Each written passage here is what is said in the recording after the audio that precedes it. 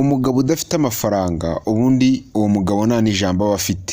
Ni ukuvuga ngo niba uri umugabo, uri umuntu w'umugabo ukaba nta mafaranga ugira, umenye ngo nta jambo uzagira, kabone nubwo waba uri mu cyumba runaka udafite amafaranga, nubwo waba ufite ubwenge bungana bute. Uri mu cyumba runaka udafite amafaranga, icyo gihe nta jambo waba ufite. Ariko wa muntu ufite amafaranga, nubwo mu mutwe twabyita ko nta kintu cyaba kirimo, ariko uwo muntu we aba afite ijambo rikomeye muri icyo cyumba arimo. Even n'umuryango wawe uzatangira kugusuzugura, batangire kukubahuka igihe uzaba nta mafaranga ufite. Ariko nuba ufite amafaranga bazatangira kukwitaho, kuguhamagara, kukugira n'umuyobozi w'umuryango cyangwa se kukugira umukuru w'umuryango kandi ari wowe mwana urimo. Kubera iki? Kubera amafaranga.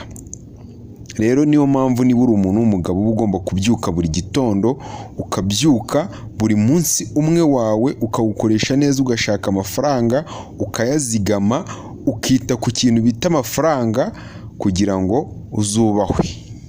Ugomba kubyuka ugakora nk'umucakara, ugakura amaboko mu mufuka, ugarwana intambara zidasanzwe, izisanzwe n'izidasanzwe, ahantu hose ukafayitinga ushaka amafaranga mu nguni zose zishoboka, ariko amafaranga akaboneka.